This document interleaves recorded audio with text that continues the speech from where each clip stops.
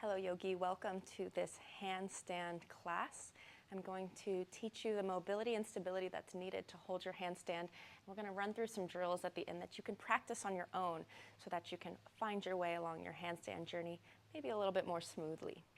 We're going to start standing at the top of the mat today, bringing the big toes together and the heels slightly apart. So right away, we're going to start to work on handstand, even as we stand up on our feet.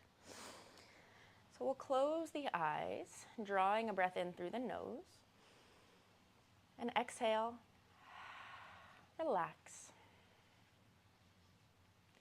Again, inhale. And as you exhale, I want you to think about releasing any expectation for your class. We are here to learn, to play, to have fun.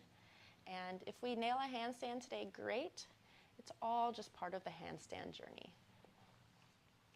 Blinking the eyes open, I want you to take your awareness down to your feet and look at all of your toes. Can you lift up all your toes and spread them and then set them back down on the mat?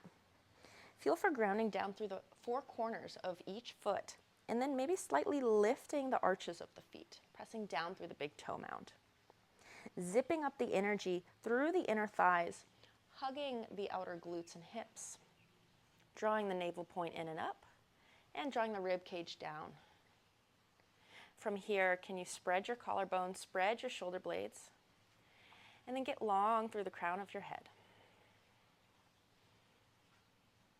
So feeling really rooted down here in our standing position. Let's add the arms. So sweeping the arms up overhead, and then flexing the hands back as if you were in a handstand, and an upside down handstand. Flexing the hands back, the backs of the hands back towards you. Pulling the navel point in and up, drawing the rib cage down, and then elevating the shoulder blades. Lifting the shoulder blades up as if you were pushing against the ceiling. Rooting down through the feet, core is tight, sides of the neck are relaxed. Legs are working, inner thighs hug, and relax. So already that's a lot of work, and we're not even on our hands yet. So don't worry if that feels hard. It's hard for me too. Let's mobilize our neck, and then we'll mobilize our shoulder blades, which tend to hold a lot of tension in handstand. So trying not to move anything else, we're just going to drop the chin down to the chest, right ear to the right shoulder, circling the head back, left ear to left shoulder, chin to chest. Keeping the legs nice and firm. Let's switch the direction, left ear to left shoulder, rolling back, and then right ear to right shoulder, rolling down. Rolling the head back on top of the spine. Squeeze the shoulders up towards your ears. Squeeze, squeeze, squeeze. Inhale, and then exhale, release them down. So now we're going to mobilize the shoulder blades. So first we're going to elevate the shoulder blades. So shoulders up towards the ears, feeling the scapula, your shoulder blades lift, and then pull the shoulders in towards one another in front of you. So the shoulder blades are separating here. This is protraction. Shoulders draw down, depressing the shoulder blades, and then together, and that's a retraction. Good, now with the shoulder blades together, draw the shoulders up. Shoulders together, protracting the shoulder blades, shoulders down, depressing, and retracting. One more round. Elevate, protract, depress, retract. Good. All right, let's do our handstand again. This time we're going to make it harder. So instead of balancing on flat feet, we're going to add our tippy toes here. But before we do that, let's find the legs. So active through the thighs. Think about firming your inner thighs. Pelvic floor draws in and up. Use that upward motion to draw the navel point in and up. Uddiyana Bandha. Rib cage draws down. Now, circle sweep the arms up overhead, flex your hands and press, elevating your shoulder blades. Now come up onto your tiptoes and feel your calf muscles working. Really important to keep the core engaged here.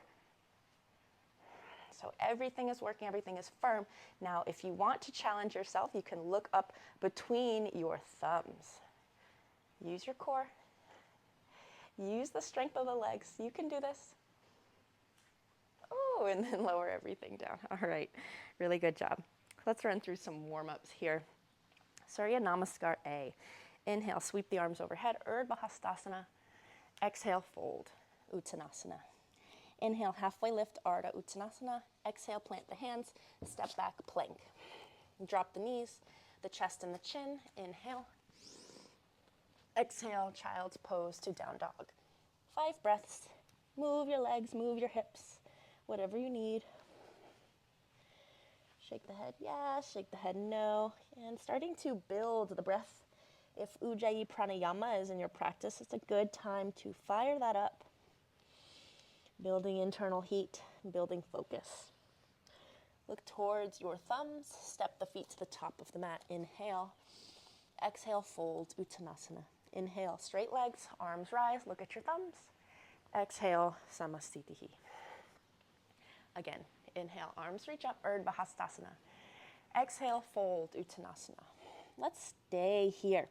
So I want you to, if your hamstrings are tight, just walk your feet back a little and bend the knees. Plant the hands down, and I want you to think about pressing down into the hands as if you were finding handstand here. Looking down between the hands, elevating the shoulder blades and protracting them. So think about cat pose here. Shoulder blades separate and lift. And then draw your rib cage down. And feel how that really zips up the core. So we're going to keep pressing into the hands, looking between the thumbs as we walk the feet back into our plank pose. Hug your rib cage down. Press, press, press. Keeping the core tight. Shoulder blades stay locked. Good. And then finding plank, letting the shoulder blades depress and retract. Chaturanga. Lower down halfway. Inhale, upward facing dog. Press into the tops of your feet. Lift your kneecaps. Exhale, down dog. 5 breaths for you. Do what you want with them. Hugging the upper arm bones in towards midline. So in our handstand, this is going to be very important. Squeezing the arm bones in. Look towards your thumbs. Step or hop the feet to the top of the mat on the inhale, looking forward. Exhale, fold, finding that hollow body position, drawing the rib cage down, hollowing out the belly. Inhale, rise all the way up. Finding that handstand position. Here we go. Lift up onto the tiptoes. Use your core. Press into the ceiling. And exhale, Samastitihi, fold. So now we're going to run through Surya Namaskar B 2 times. The first time I'm going to take it real slow, cueing you into what needs to activate for handstand. So each pose is actually prep for handstand, and I'm going to show you why. So we'll inhale for Utkatasana chair. And then exhale, let's stay here. Send the hips back. Belly button flying up towards the sternum, ribs draw down. Hug your upper arm bones in, and then draw the biceps back by your ears. Firm your inner thighs. Exhale, fold. Inhale, look forward, rib cage draws down, sternum draws down. Exhale, step or float back, chaturanga. Actually, plank pose. Let's find plank pose. So everyone step back, because I want to talk about the hands, which is obviously a really important piece of handstand. Drop your knees down and take the hands underneath your shoulders as if you were going to take cat-cow. Think about spinning your pointer finger forward rather than your middle finger. And the reason why is that this allows your shoulders to open. So when the shoulders round like this, there's some pinching that happens in the neck and across the chest. And you can't activate those strong serratus anterior, your lats, your strong shoulder girdle muscles. So then when your hands are in the right position, I want you to think about spreading your fingers wide, spreading all the knuckles wide, and then slight gripping of the fingertips.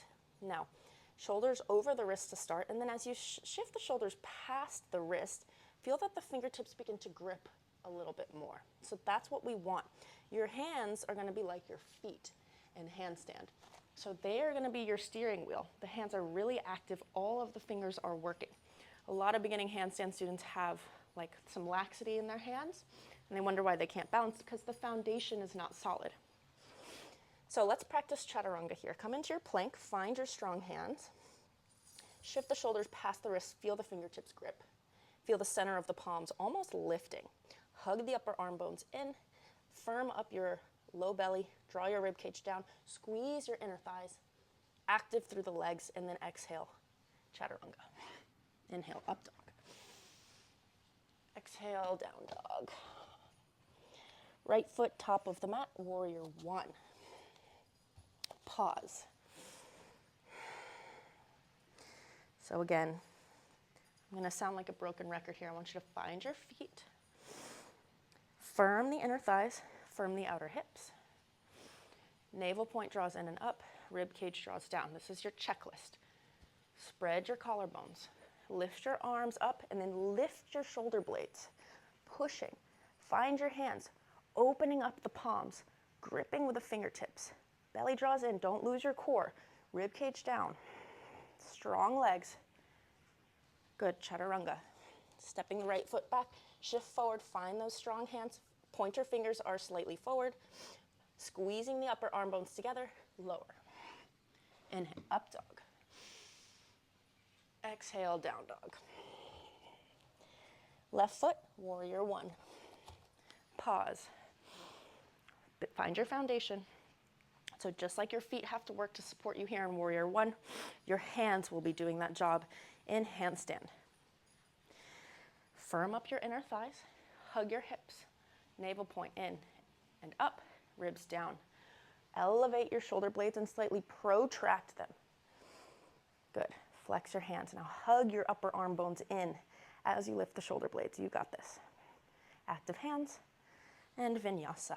Left foot back, shift forward, plank to chaturanga. Up dog,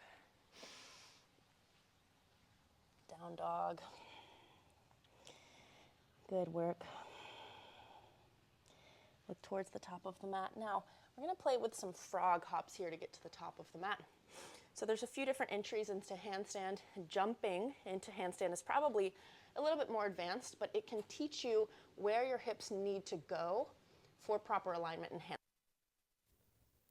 handstand. So making sure that the hands are at the top of the mat, fingers spreading wide, pointers pointing forward rather than middle. And then you want to look between your thumbs. So not forward of your hands, but between your thumbs. And as we hop, we're going to try to hop the hips over the hands. And as that happens, to prevent ourselves from falling over, the fingertips are going to need to grip. They're going to need to grip the mat as our brakes. So hopping the hips and maybe clapping the feet together in the air. That's the frog part of this.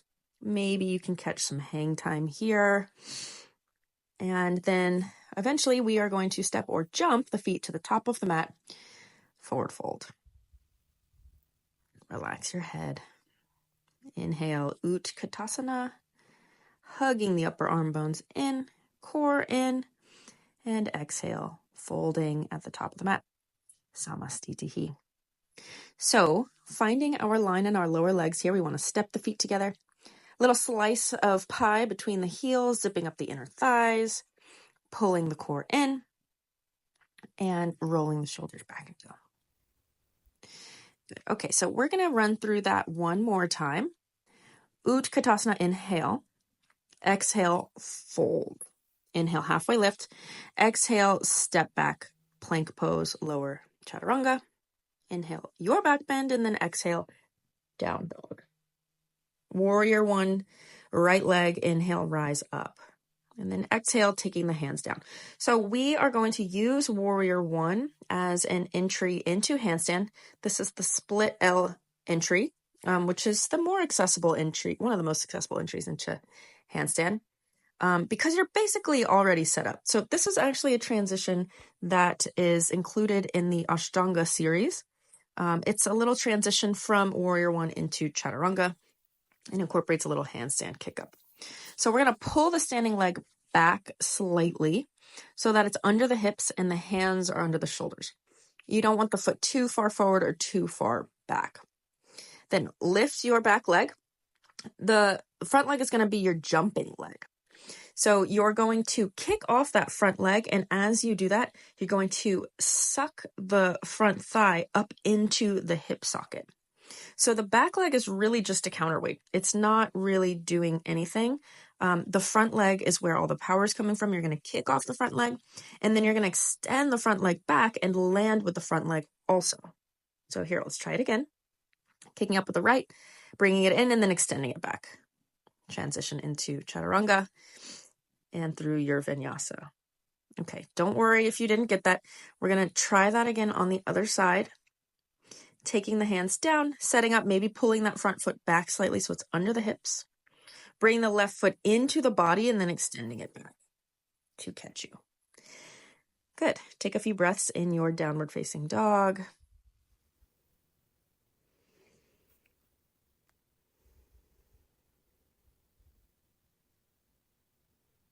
Relaxing your neck. And then we'll look between the hands. And maybe you want to float the feet to the top of the mat, adding in some frog hops here. Feet come in between the hands. Inhale, halfway lift, and then exhale, we'll fold.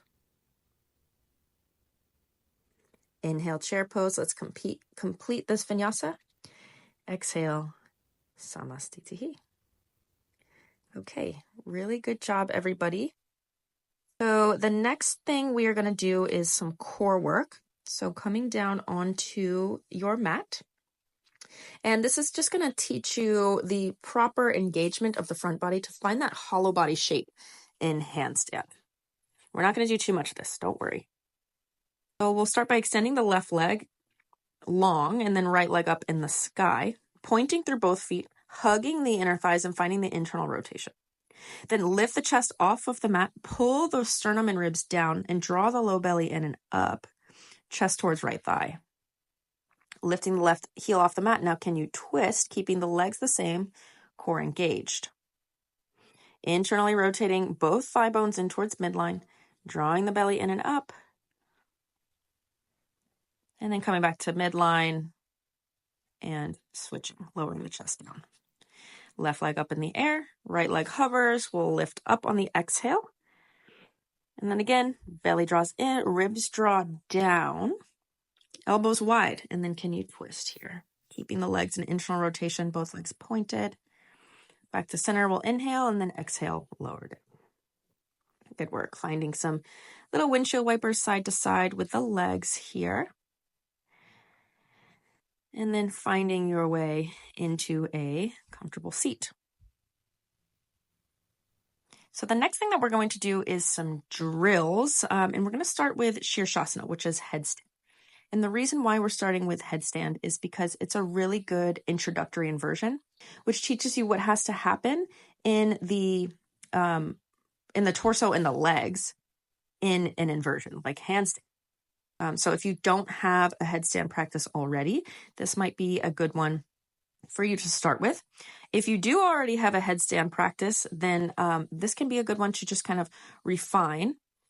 I recommend that everyone uses a wall because as we're learning new techniques, we may be unlearning bad habits that we had just developed in our inversion practice. And as we unlearn them, it introduces instability at first. So it takes some time to relearn in the proper way. So any variation of headstand is fine, whether you want to make the basket shape to cup the crown of your head, or maybe take a tripod headstand, that's fine. And if you want some more tips about headstand, I go into this in depth in a different video, so you can check that out. And then when you're ready, finding your headstand, and you want to place the crown of your head about a palm's distance away from the wall. So you're pretty close. And then lifting the legs up, walking the toes in so that the hips move over the shoulders. And then drawing one leg in for a tuck pike, maybe two. And remember that the wall is there for you. You can go ahead and lean the feet into the wall. And then right away, I want you to find your core here. So drawing the ribs in, belly in. Nice strong core. Now, finding your legs. So extending the legs up the wall, I want you to think about active legs pointing the toes, internally rotating the thighs so that the inner thigh muscles hug. And then we'll gently, slowly begin to extend one leg so it is over the shoulders and then the other.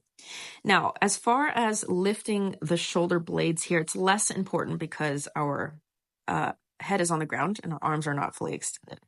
But if you think about lifting your shoulder blades here, you can imagine that the head would begin to lift off of the mat.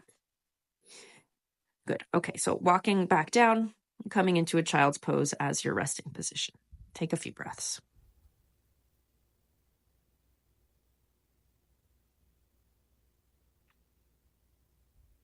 Rising up when you're ready. Good work. So feel free to pause the video and go back to that if you need some practice with headstand. Otherwise, we will get going with some other drills. So we're going to do handstand drills facing the wall and handstand drills away from the wall. Both have their benefits.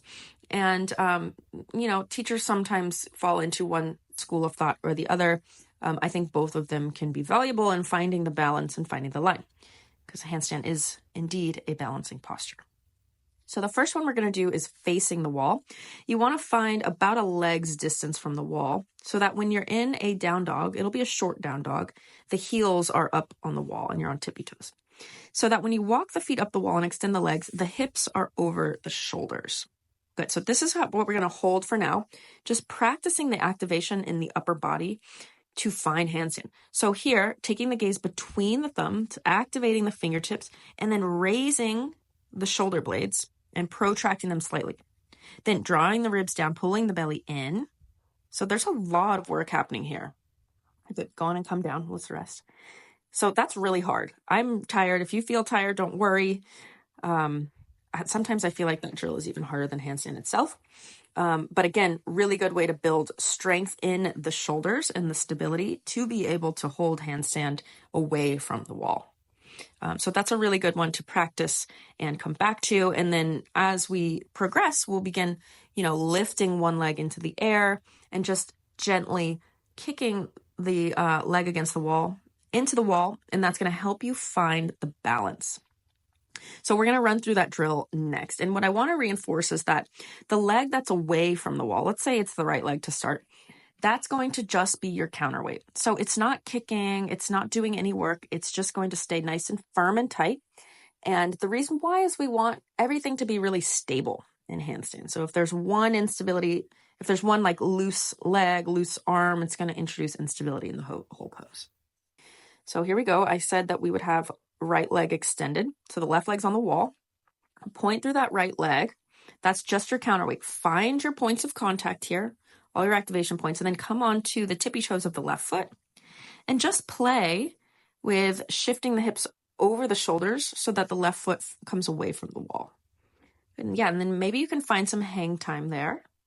Know that the wall is there for you. And then coming down, resting. And then when you're ready, we will take the other side. So setting up your short down dog, walking the feet up the wall. And this time we're going to extend the left leg, internally rotating that left thigh bone, pushing into the floor, active fingertips, whoa, and then you might fall over. And so that's actually an important lesson here, is that when you fall, it gives you confidence to fall safely. So it's rare actually that you're going to deck and hit your face. Because if you are activating your fingertips and your arms properly, you are going to catch yourself from just collapsing down to the floor. So you'll be able to push the floor away so that you land on your feet instead of your face.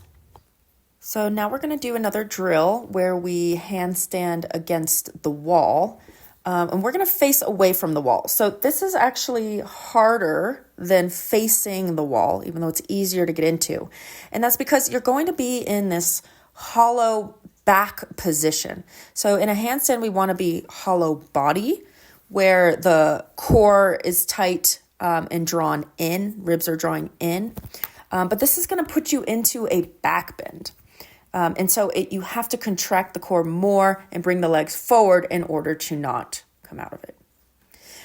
Now, before we kick up, I want to just tell you a little note about the kick up itself. So the standing leg is the leg that's going to be doing the kicking. It's not going to be the leading leg, which is the leg in the air. And the reason why is because when you kick up with a leg in the air, it's basically just using momentum rather than control. And there's a lot more instability that's introduced that way. So there's there's less of a counterweight involved and more of a tipping that happens. So if you jump off of your standing leg, it's important to keep your hips square. You want to draw the standing leg thigh bone up and into the hip socket, and that's going to keep the leg square as you jump up. So if you watch when I jump up on my standing leg, sucking the thigh bone into the socket to keep my hips level. So we're in a squared hip position. Now contrast this with kicking up, not using the standing leg, kicking up using the leading leg. Especially if the leading leg is loose at all. Look at this. Momentum introduces a lot of stacking of the hips rather than aligning them in a horizontal plane. So you're going to be doing a lot more catching of yourself to get into handstand that way. You can still do it, but it's less controlled, and so it's going to be harder to actually hold. So as we kick up into the wall for this next drill, coming into your down dog, we want to think about kicking with the standing leg and sucking the thigh bone into the socket, coming up into your inversion. Now look at how I'm in a hollow with your back upper body. Now position, notice how my rather than body hollow is body. in a It's a back back bend here, bend. so that's why this is a So little bit I more have to challenging. consciously We have to find draw hollow the body in the front body. of my body And I'm midline, kind of in a hollow hug everything back into the front of position my here. body midline. And then I have to So lift we need to my draw feet the rib over cage my in hips towards to midline. take them We out need of to a back hug bend. the belly in. So there's and actually up, a lot of and we gotta change hug that the needs inner to thighs happen in the together. shape for you to be able So to we'll gently handstand. lift one leg and so over that the makes this hips, a little bit harder and then as the a other, and drill. if you fall back, it's no When you're problem. first learning Active the through your handstand. legs. Active through Keeping both nice legs. active legs, zipping up inner thighs, pushing the floor away, and then drawing everything in towards the midline. And Good. maybe you can find some hang And time. when you're done, coming down into your Coming down dog, resting, and and we will we'll try that on the other rest. side. So the next thing that we're going to taking a do breath. is handstand facing the wall.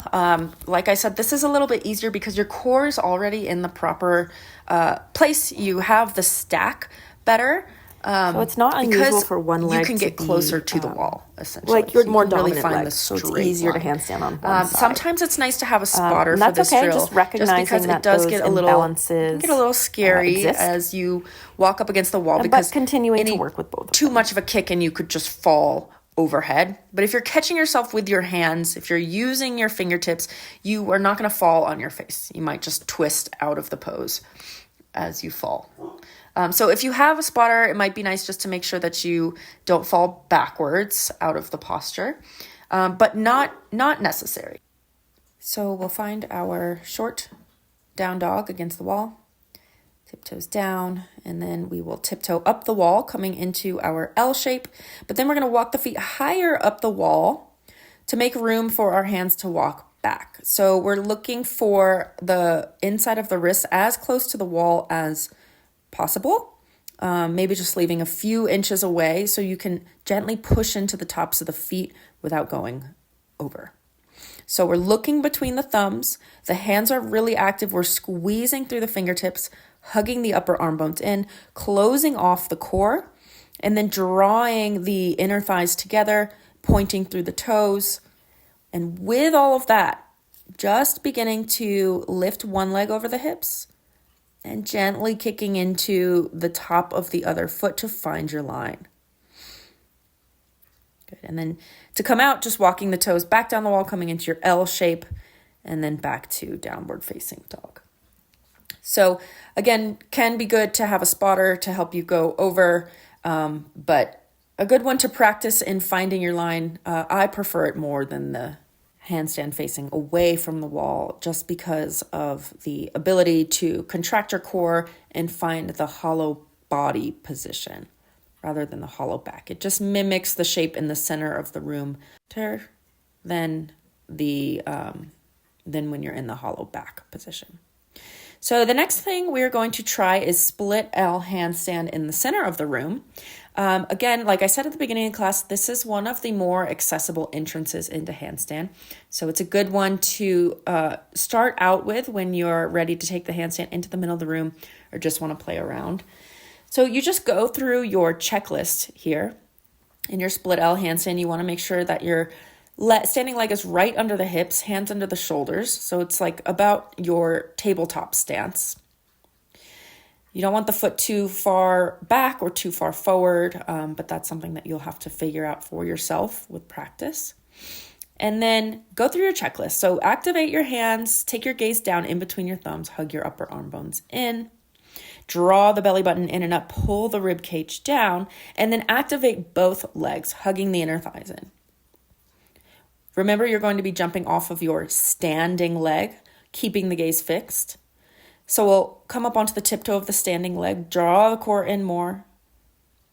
And then as we jump off that standing leg, we're going to suck the upper thigh back into the pelvis, keeping the hips nice and square. Your leading leg is just the counterweight, keeping it nice and firm in internal rotation. So spinning the legs in towards one another. Push, push, push the floor away. Hug the ribs in. Maybe you can catch some hang time, and then coming back into your down dog or your prep for the shape. So as you can see in my demonstrations today, I'm having a bit of a high gravity day, and I just wanted to talk about this because every day that you practice handstand is going to be a little different. Sometimes you'll just feel lighter and you'll nail it. Sometimes it's just not going to happen, and that's all part of yoga. That's all part of the journey. It's being able to accept that with equanimity. Same goes for leg dominance in handstand. So we're going to switch on to the other leg. For some of you, this is going to be your non-dominant leg, and that's okay. We all have dominant legs where it's a little bit easier to get into than the other. Just practice both. Ideally, we're looking for balance in the body with yoga. So just practicing both, applying the same amount of effort to both, but just knowing going into it, sometimes this side doesn't go as well.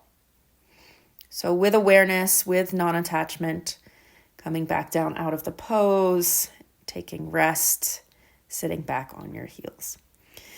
Well, I'm super tired. You guys, I hope, got a good workout too, learned some things, had fun. Let's now take it down to our backs to cool down. Drawing the knees into the chest when you get there, hugging the arms around. Let's just massage the low back a little bit.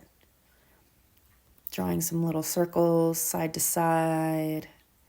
Let the sides of the neck be long. And then we're going to take a supine twist over to the left here. So let's bump our hips over to the right. Knees go left, and we'll fan the right arm out to the right. Maybe taking the gaze over the right shoulder. Breath in. And relax. Not forcing anything here, letting the body settle where it wants to. And when you're ready, coming back to center. Let's take some windshield wipers in the center, legs wide or feet wide, knees together. And then taking the hips over to the left, knees over to the right for a twist on the other side. Breath in when you get there. And full breath out.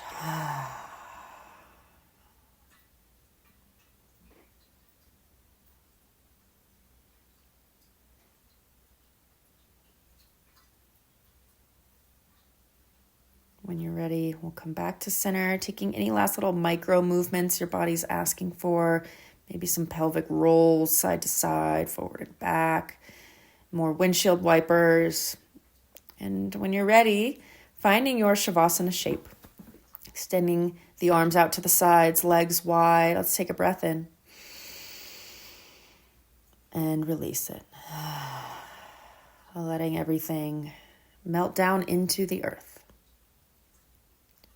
Really good effort today, everybody. Thank you so much for joining me. I'll see you next time.